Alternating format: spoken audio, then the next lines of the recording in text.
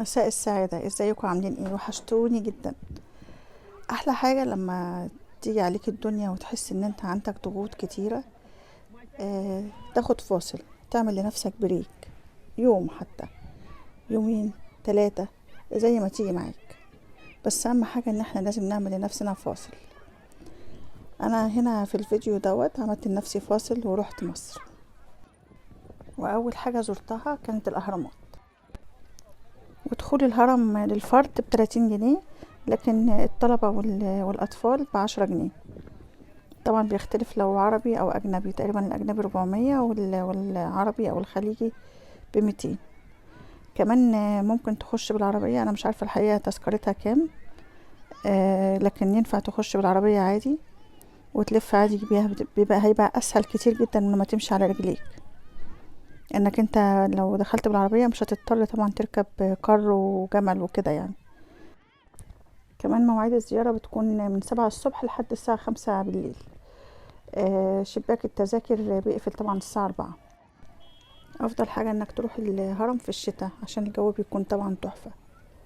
ويكون متأخر شوية، يعني بعد الساعة 10 11، بلاش الصبح قوي بدري، دي 7 أو 8، عشان بيكون في شبورة ممكن ما تشوفش الهرم كويس. وكمان زي ما قلتلكوا بلاش جمعة أو الأجازات عموما، لأن بيكون في زحمة كتير جدا ومش بتعرف تستمتع ومش بتعرف تصور. الهرم عموما بيكون فسحة جميلة وممتعة للكبار والصغيرين، ومهما رحت مرة أو اتنين ما بتزهقش منه أبدا. أهم حاجة لما تيجي تروح الهرم يكون معاك مية طبعا، ويكون معاك كاب عشان لو كان في شمس. الحقيقة الموضوع ممتع قوي، ورحلة ظريفة جدا، سواء رحلة بالعربية أو رحلة بأتوبيس رحلات، أو حتى لو ركبت مواصلات ورحت. طبعا كلنا عارفين الثلاث أهرامات هم خوفو وخفرع ومنقرع، لكن الحقيقة هم مش موجودين 3 أهرامات بس في هناك في منطقة الهرم، هم 9 أهرامات. وهناك هنشوف جنب هرم خوفو في 3 أهرامات صغيرين أصغر منه بشوية، هم أهرامات لزوجاته الملكات. وكمان جنب هرم منقرع نفس الكلام، 3 أهرامات صغيرين لزوجاته برضو الملكات. يعني كده المجموع يبقى 9 أهرامات. ال9 دول بنشوفهم من منطقة اسمها البانوراما، ومنطقة البانوراما دي بقدر أوصل لها بالكاريتا أو بالجمل. كمان كل هرم له مدخل تدخله تلاقي مقبرة الملك، وداخل كل مقبرة فيها غرفتين، غرفة للملك وغرفة للملكة. وطبعا دخول الأهرامات بيكون بتيكت خاص. وكمان احنا طبعا بنخش في أي وقت في الأهرامات، بس بندفع التيكت الأول برا. لكن هرم خوفو بيقفل من الساعة 12 لحد الساعة 1، وأنا مش عارفة بصراحة السر في كده ايه يعني. طيب ايه الحاجات اللي انا ممكن اعملها جوه منطقة الهرم؟ اول حاجة طبعا مشاهدة الاهرامات ال3، واقدر اشوف اي واحد منهم من الداخل. كمان طبعا ابو الهول طبعا، وكمان اقدر اشوف مركب الشمس من الداخل. ومركب الشمس هو من اقدم السفن في العالم، وكان كان مخصص للملك خوفو، وموجود في متحف القوارب الشمسية جنب الهرم بالظبط. وفي متحف القوارب الشمسية هنشوف طبعا مركب الشمس الخاصة بالملك خوفو، وكمان هنشوف بعض النماذج الخشبية الخاصة بالملك توت عنخ آمون، وكمان الملكة حتشبسوت، وبعض المراكب الصيد من الدولة الوسطى والدولة القديمة، وبعض الأدوات اللي كانت مستخدمة في الحفر وقتها. ومن أحلى الحاجات هناك إن أنت تقدر تاخد جولة بالجمال أو بالأحصنة بالكاريتا على حسب ما أنت عايز. بس أهم حاجة تتأكد على السعر قبل ما تركب، وتفاصل على قد ما تقدر، لأن هما في تفاوت هناك في الأسعار كبير. مع ان شرطة السياحة عملت هناك تسعيرة موحدة تقريبا 150 جنيه للبانوراما، و100 جنيه عشان تلف بيها الهرم. بس برضو هما برضو بيقعدوا يتكلموا، فانت تحاول على قد ما تقدر يعني ان انت تتفاصل على قد ما تقدر، تتفق معاه قبل ما تركب كمان.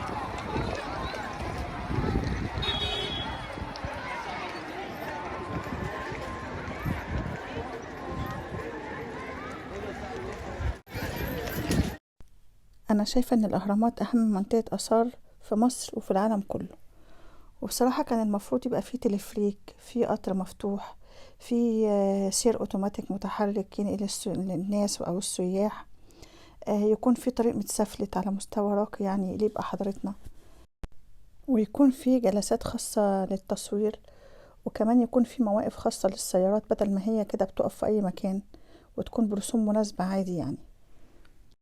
وكمان ياريت تنتهي هوجة العربجية والنصب اللي بيتم هناك، كل حاجة بسعر معين، لما يشوفوك مثلا انت مثلا مهتم وكده يزودوا عليك السعر. وكمان بقى أسوأ حاجة هناك الحقيقة موضوع الحمامات، سيئة جدا جدا لأبعد حد يعني. لازم يكون في حل، ويكون في حمامات تليق بينا وتليق بالناس اللي هناك وتليق بالسياح. هو في هناك حمامات مجهزة كده، اللي هي الكباين المتنقلة دي، لكن الحقيقة هي سيئة جدا. أولا مش مستوعبة العدد، عدد كتير جدا، كمان مش نضيفة، مفيش مناديل ولا فيه، فالحقيقة هي مش مهيئة خالص خالص خالص للدخول.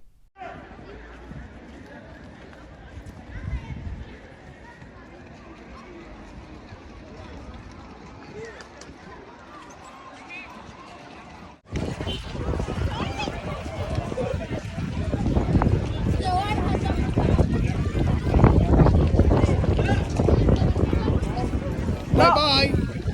See you tomorrow.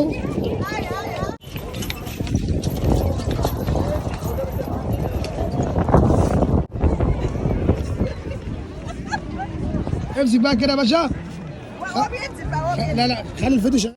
بص، شوف بقى اوعى خلي بالك.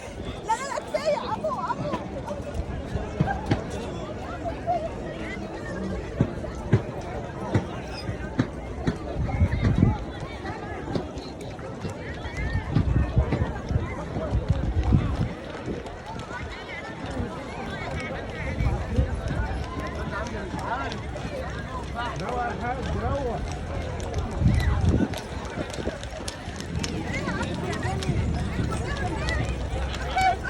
صورها فيديو بقى بالفيديو. خليك زمان. بارك الله.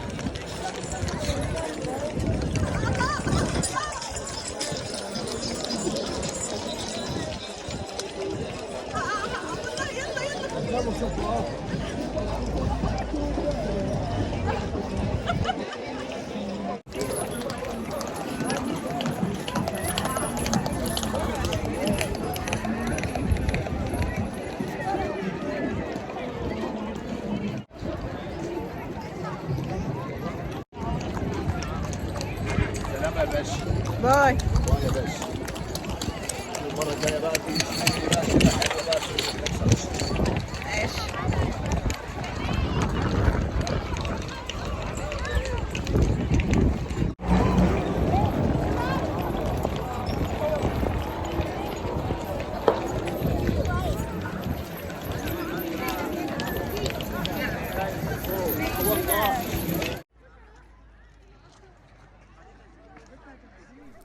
وفيه بالليل حفلة الصوت والضوء، ودي لها مواعيد ثابتة كل يوم بلغة مختلفة، وممكن تجيبوها من على النت وتحجزوا قبل ما تروحوا. وبعد الهرم طلعت على حديقة الحيوان في الجيزة. وحديقة الحيوان الجيزة هي أكبر حديقة حيوان في أفريقيا، وكان اسمها في الأول جوهرة التاج لحدائق الحيوان في أفريقيا، وهي بتفتح الساعة 9 لحد الساعة 5 ما عدا يوم التلات أجازة من كل أسبوع. حديقة الحيوان بيزورها تقريبا حوالي 3 مليون زائر سنويا، وهي على مساحة حوالي 80 فدان، وتابعة لوزارة الزراعة. اللي بناها الخديوي إسماعيل، ولكن اللي افتتحها كان ابنه الخديوي محمد توفيق. والحديقة فيها حوالي 6000 حيوان من 175 نوع، وفيها أنواع نادرة من التماسيح ومن الزواحف والأبقار الوحشية. وفي الحديقة جوه بيت للزواحف ومتحف للحيوان، وكمان في مركز للوعي البيئي، وفيها كمان كهوف وشلالات مائية وجسور وبحيرات للطيور، يعني ممكن تستمتع بيها، ممكن تقضي فيها يوم كامل هي لوحدها.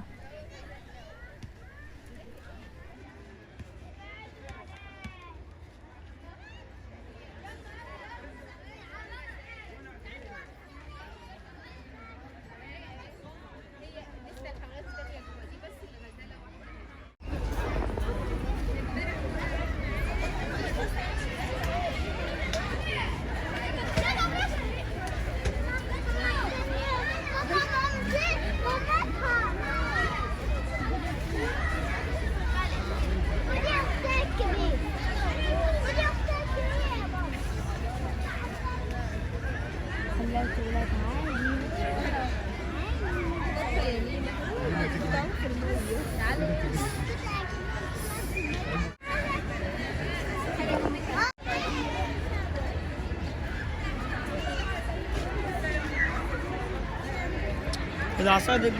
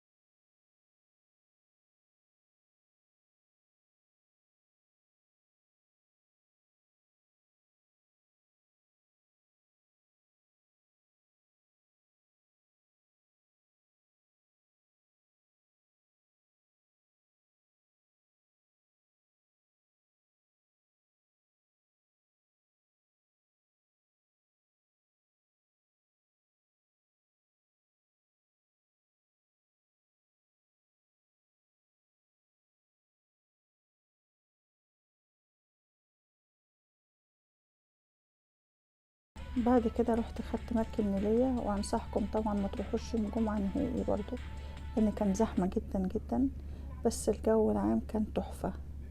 وطبعا مش عايزة اقول لكم الرحلة النيلية بتبقى يعني عاملة ازاي وقد في ايه فيها بهجة وسعادة والمنظر الجميل بتاع النيل، وكمان بيبقى كمان وقت غروب الشمس تقريبا، يعني بتبقى الشمس كده بسيطة، واحنا كنا في الشتاء فكانت الشمس تحفة حقيقة. يعني مصر هبة النيل فعلا. بصوا يا جماعة، أنا بحب مصر جدا، مش مصر قصدي القاهرة، يعني أنا بحب مصر عموما. وأي حتة فيها بحس إن هي لها كده طعم خاص، ولها يعني لها ريحة ولها طعم ولها لون. مش عايزة أقول لكم الأماكن دي إزاي بتأثرني وبتسحرني. منظر الشمس وهي مع البيوت كده مديها منظر السلوت، شكلها تحفة. بصوا كده الجمال، لوحة فنية. طبعا هنا انا قافله الصوت خالص، لان انا مش عايزه اقول لكم لو شغلت الصوت هتسمعوا بقى مهرجانات عمركم ما سمعتوها. طبعا المهرجانات والناس بترقص وجو بصراحه يعني تحفه. الناس كانوا فرحانين خالص ومبسوطين خالص في المراكب كلها، مش في المركب بس بتاعنا يعني. بس طبعا عشان قوانين اليوتيوب وكده، ممنوع اي موسيقى الا تكون نو كوبي رايت بس.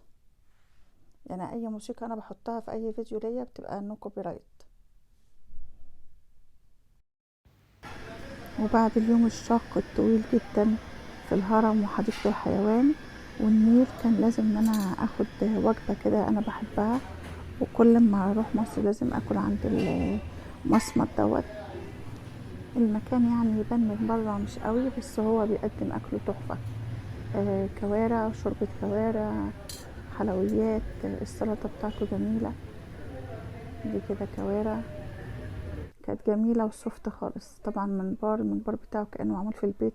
وانا بحب بصراحة اي محل بيقدم مع الاكل جرجير، انا بحترمه جدا جدا جدا جدا.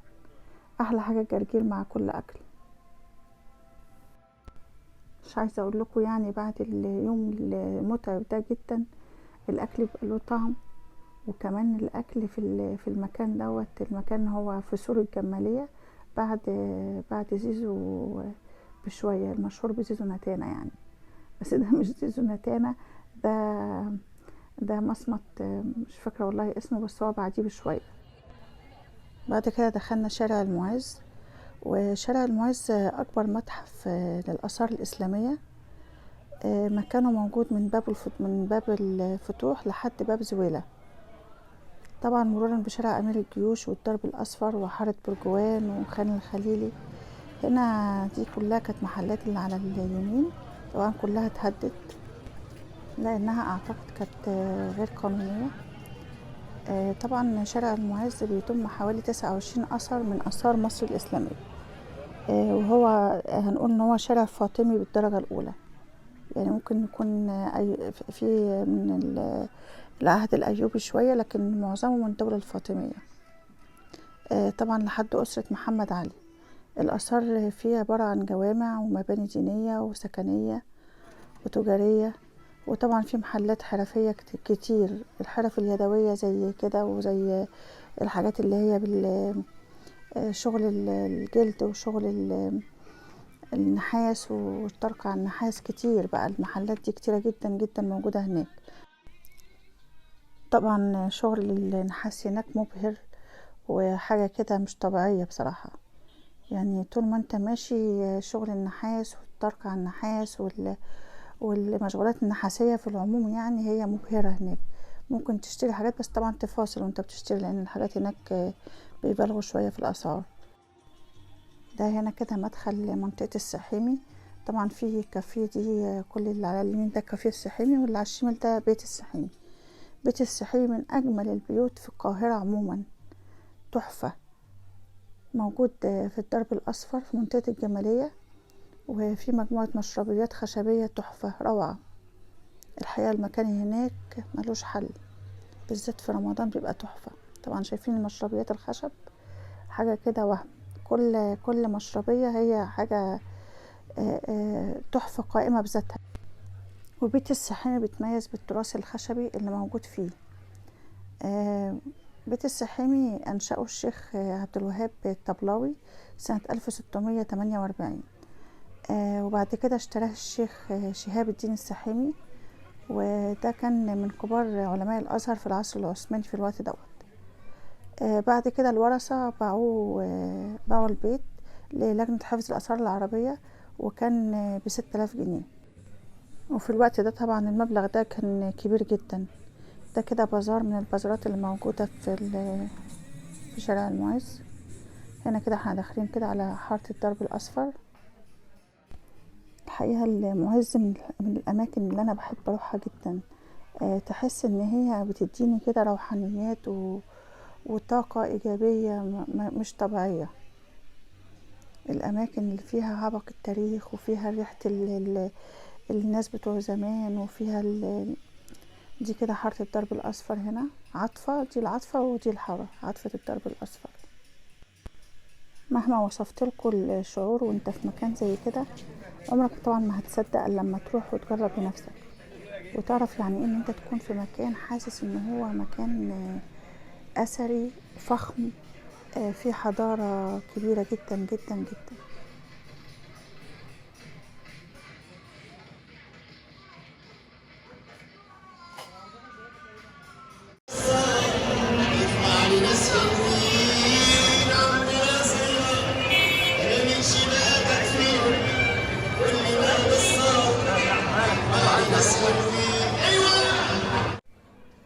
وانت هناك بتشوف الناس الطيبة اللي على أصولها، الناس المصريين الأصلة، اللي هم يعني تحس ان لما تشوفهم كده تقول الدنيا لسه بخير بجد. يعني قد ايه المصريين أصلة، وقد ايه المصريين ناس بسيطة، وبس ناس بس عايزة تعيش وتستمتع بالمكان اللي هي فيه. كان فرحان الراجل ده وانا بصوره، شكله جميل. هتلاقوني دايما وانا بتكلم بقول معلومات تاريخية. انا معرفش يعني حقيقة. بصوا انا بحب جدا جدا التاريخ، وبحب اقرا فيه كتير، وبحب الحاجات اللي تعرفني تاريخ البلد واصل نشأتها وسنة كام.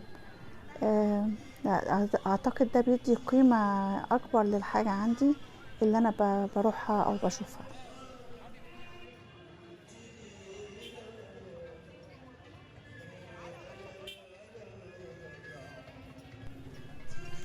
شارع المعز موجود فيه مجموعة كبيرة جدا من الآثار الإسلامية اللي مش موجودة في مكان تاني. موجود فيه مجموعة قلاوون، واللي بتضم مسجد وسلسبيل سليمان أغا السلهدار، وفي المدرسة الكاملية، وفي سبيل عبد الرحمن كتغدة، وكمان في مسجد الناصر محمد قلاوون. كمان موجود فيه جامع المؤيد وحمام المؤيد وجامع الأشرف برسباي، وكمان في قبة الصالح نجم الدين أيوب، مسجد السلطان برقوق، ومعبد موسى ابن ميمون اللي موجود في حارة اليهود. كمان في حمام أنيال، وفي قصر الأمير بشتك، وكمان موجود متحف للسجاد ووكالة بزرعة وبيت السحيمي. وموجود فيه جامع الحاكم بأمر الله، وجامع الحاكم بأمر الله ده تاني أكبر جوامع مصر. طبعا أكبر جوامع مصر عارفين إن هي جامع أحمد بن طولون اللي موجود في مصر القديمة في الفسطاط.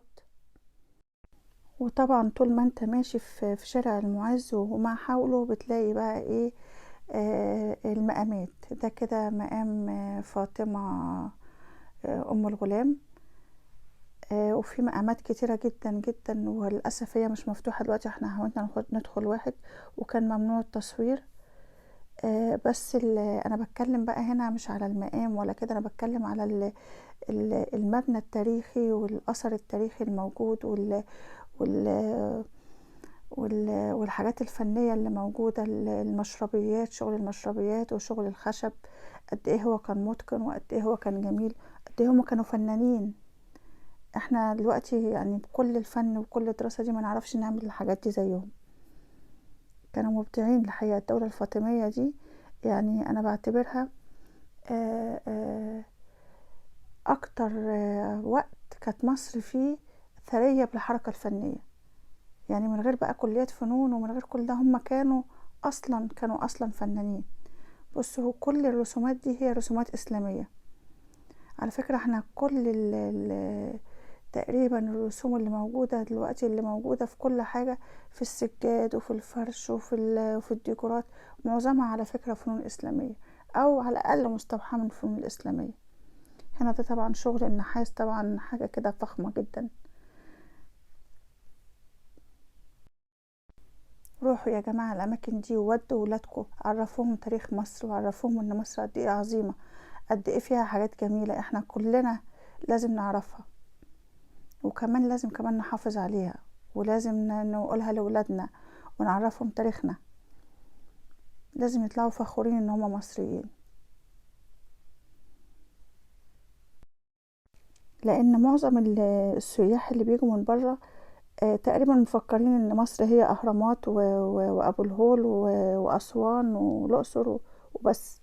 ما يعرفوش ان في اماكن تانية ممكن تتراح، اماكن تانية ممكن فيها اثار وفيها حضارة وفيها عظمة. مصر دي فيها عظمة.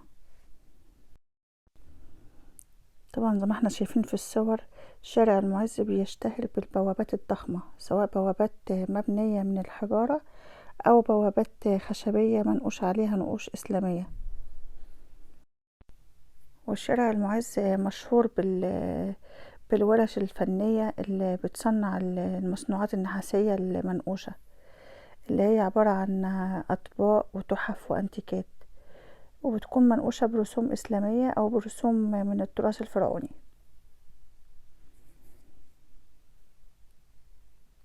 كمان أنا عرفت إن شارع المعز كانت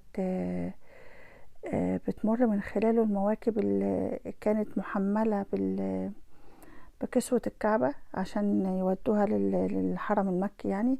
فكانت الكسوة اللي كانوا بيصنعوها كانت بتزف من خلال شارع المعز.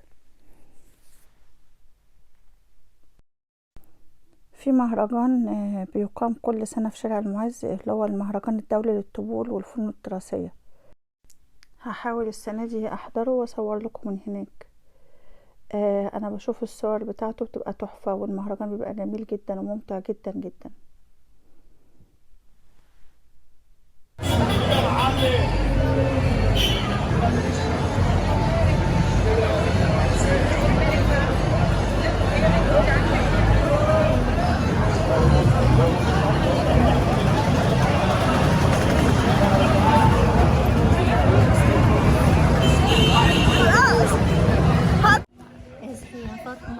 الصادق الوعد الامين. عنده درس 12.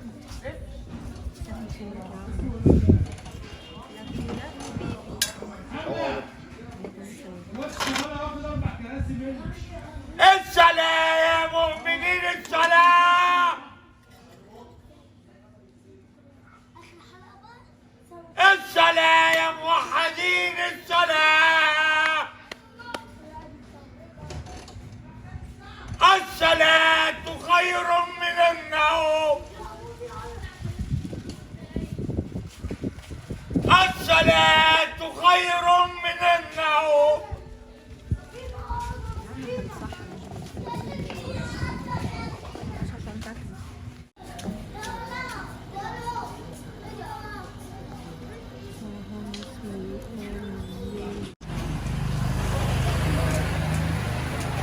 كل اللي جايين ورا القرار.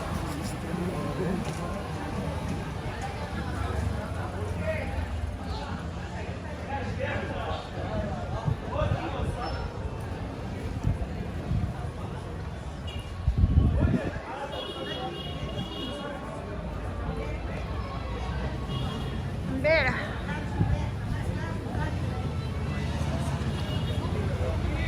قلت لك امبارح.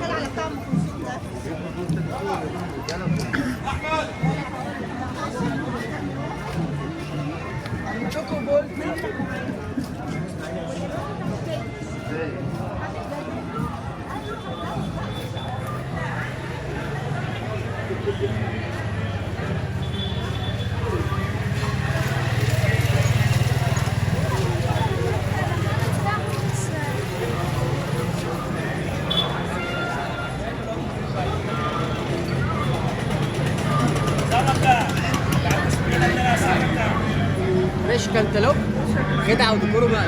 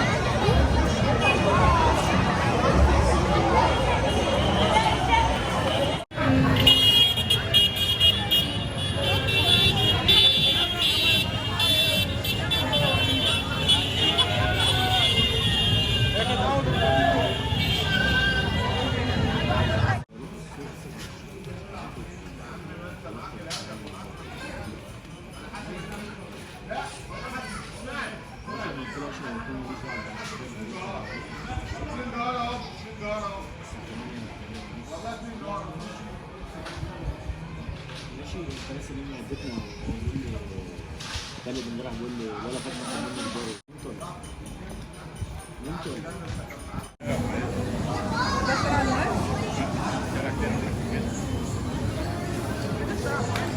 دي علامه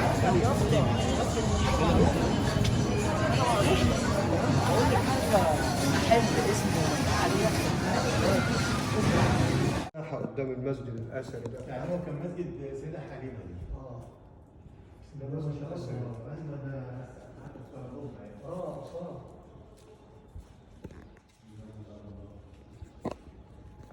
ده ما بيصليش فيه حاجة. ده الاثار افلام مغرب. ده في نعمة اهو. بسم الله ما شاء الله.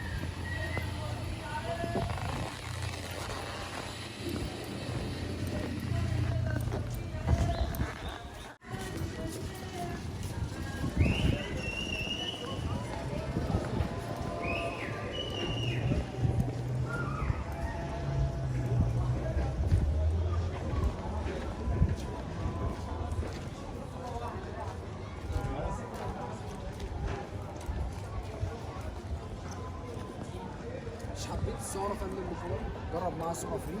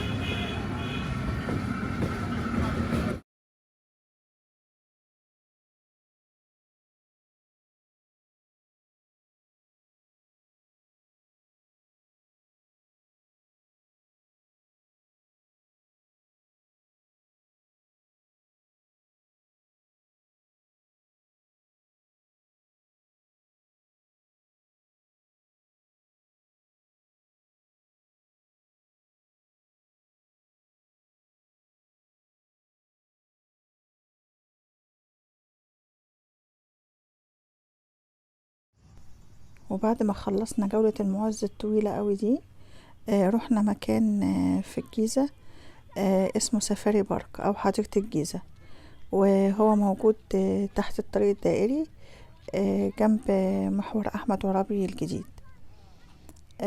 مبني على مطار امبابة، ما يعني موجود في منطقة امبابة، منطقة شعبية بس مبني كويس جدا ومكان بصراحة رائع.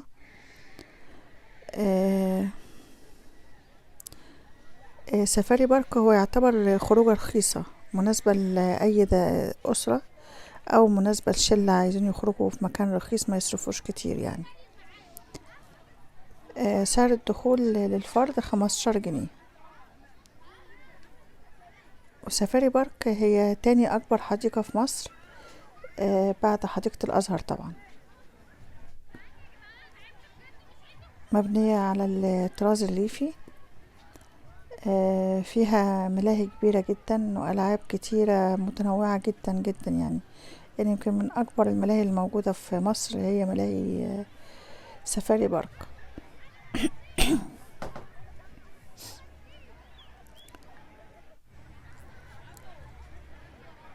فيها طبعا بيت رعب، وفيها كمان بيت أشباح، يعني فيها كأن فيها 2 بيت رعب يعني.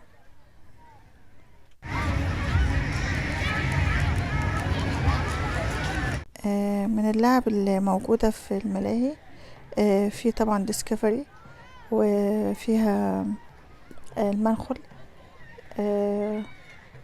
سعر اللعبة تقريبا بتروح بين 7 جنيه و10 جنيه تقريبا يعني.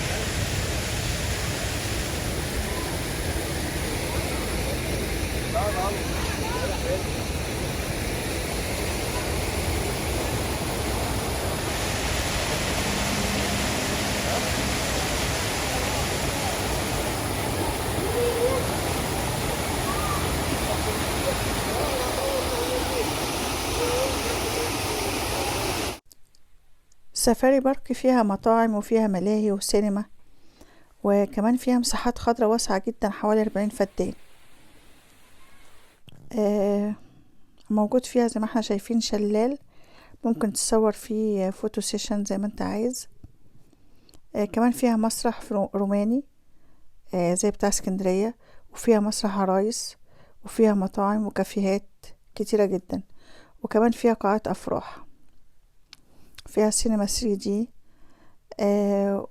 فيها الشلالات ديت والبحيرة الصناعية. كمان موجود فيها مجموعة أشجار نادرة، وفيها أماكن مميزة جدا جدا للتصوير الفوتو سيشن فري ببلاش، يعني معلهاش رسوم. ده غير طبعا البحيرة الصناعية اللي موجودة.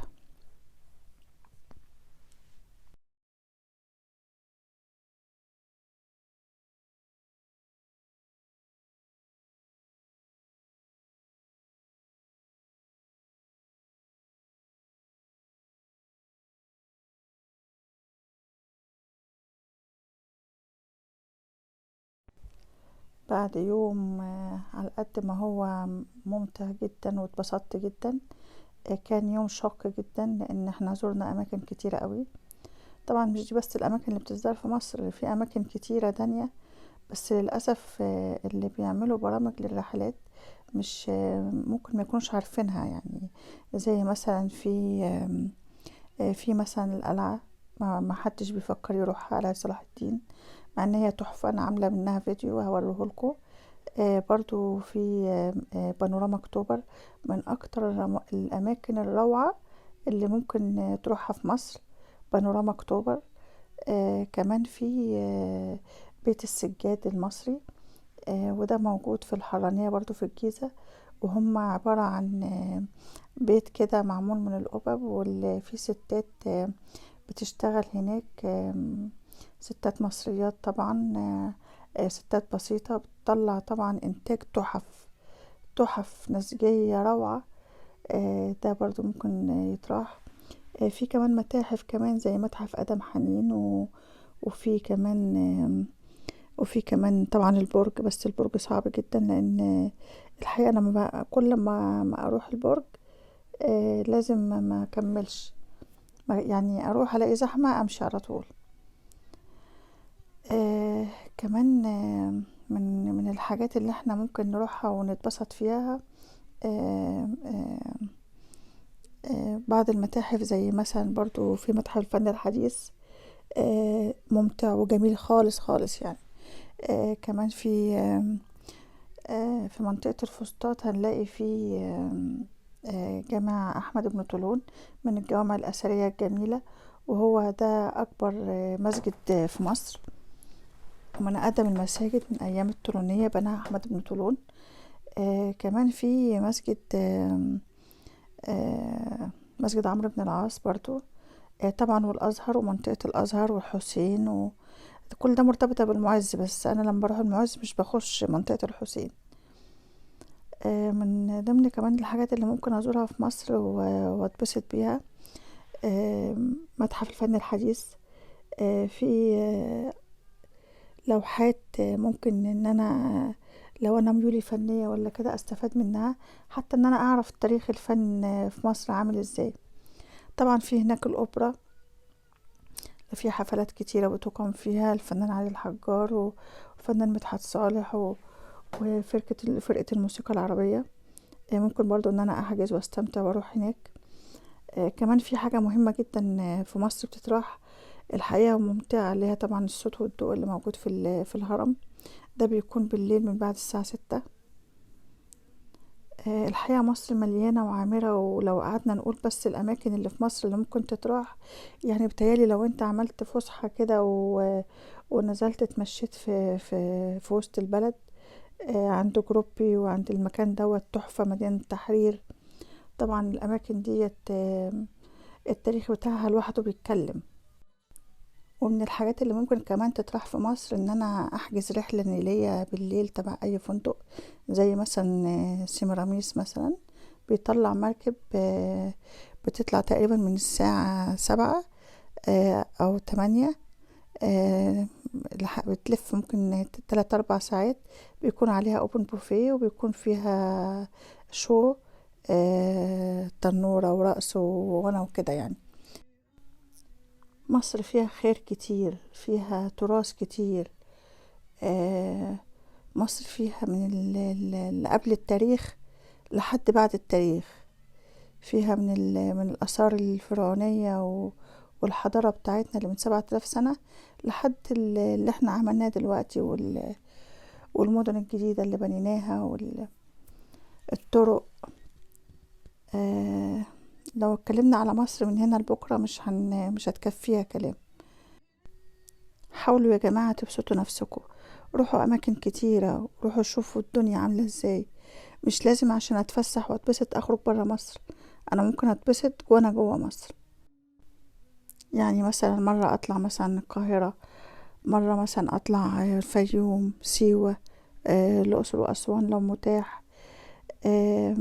حتى لو انا في مدينة معينة مثلا احاول اشوف الاماكن اللي فيها بلدي. يعني انا افتكر ان انا طبعا انا اسكندرانية، افتكر ان انا ما روحتش القلعة دي الا وانا كبيرة، ما روحتهاش وانا صغيرة، واتصدمت ازاي انا ما دخلتش القلعة، ما فكرتش ادخلها وانا صغيرة يعني. طبعا ممتعة وجميلة جدا، هعمل لكم برضو مرة فيديو فيها تشوفوها وتشوفوا العظمة بتاعتها. فاخرجوا يا جماعة واتبسطوا، اخرجوا مع اهاليكم مع ولادكم، فسحوهم. حاولوا تعيشوا الحياة، بلاش كآبة وبلاش حزن وبلاش نقعد نعمل لبعض مشاكل. خلينا نتبسط، الحياة قصيرة قوي، مش محتاجة ان احنا ننكد على نفسنا. اللي ينكد علينا خلاص نركنه على جنب ونبسط نفسنا احنا بفسحة زي ديت مثلا. حتى لو لوحدي على فكرة هتبسط. ودي يا جماعة نصيحتي ليكم وخلصت اليوم بتاعي، يعني ان ابسطوا نفسكم بالقدر المستطاع، باللي قدامكم، بالمتاح. مش لازم يبقى معايا فلوس كتير عشان اتفسح، مش لازم يبقى حواليا ناس كتير عشان اتبسط. لا، انا ممكن اتبسط لوحدي، انا ممكن بس بحاجة بسيطة جدا اتبسط. ممكن لو انا مثلا في القاهرة مثلا قاعدة على النيل، على سور النيل، مع شوية ترمس ولا كوباية شاي كده، انا خلاص. ولا حتى في اسكندرية هنا على البحر، ابسط نفسي. شوفوا ايه اللي يبسطكم واعملوه، ما تستنوش حد يبسطكم.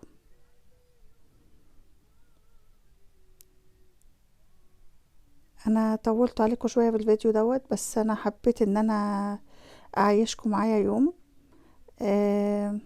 من الايام اللي انتم ممكن تعملوها وتغير لكم المود تماما. صدقوني هتقعدوا بعديها فترة مبسوطين ومرتاحين وحاسين ان انتوا عندكم باور للشغل وعندكم باور للحياة، وكمان عندكم طاقة ان انتوا تتعاملوا مع البني ادمين اللي حوالينا، لان التعامل مع البشر بقى صعب جدا.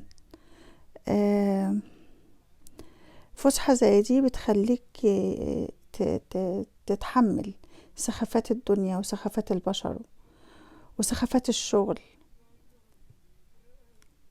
يعني يا جماعة مش صعبة، مش شايفة انها صعبة. انا هنا طبعا كده في طريق الاسكندرية، وطبعا السواق كان مشغل عبد الحليم. كان نفسي اسمعكم الصوت علشان ادخلكم في المود اللي انا كنت عايشاه، بس مش هينفع، قوانين اليوتيوب الصعبة جدا بصراحة. دي من ضمن الحاجات اللي مخلياني شوية نفرة من اليوتيوب، ان انا مش بقدر برضه احط الاغاني اللي انا عايزاها. يعني ما تنسوش وانتوا في الاماكن اللي انتوا رحتوها تصوروا كتير، واعملوا لنفسكم ذكريات يا جماعة. لما بنقعد لوحدنا نفكر دايما نفتكر الذكريات، بس بنفتكرها اكتر لما بنقعد نقلب في الالبوم بتاع الصور اللي في الموبايل او على اللابتوب مثلا او كده. بقعد اقلب في الصور بقعد افتكر كل صورة وكل ذكرى كانت فيها وكل مثلا صورتها ازاي، الموقف اللي حصل. اعملوا ذكريات وخلوا ولادكم يعملوا ذكريات، علموهم كده، عشان هو ده اللي بيعمل بني آدم. يعني هو ده اللي التراث، الذكريات اللي عندنا هو اللي بيخلي البني آدم يبقى عنده كاريزما خاصة بيه، أو عنده شخصية خاصة بيه. يا رب يكون عجبكم الفيديو، وما تنسوش تعملوا لايك وسبسكرايب عشان تدعموا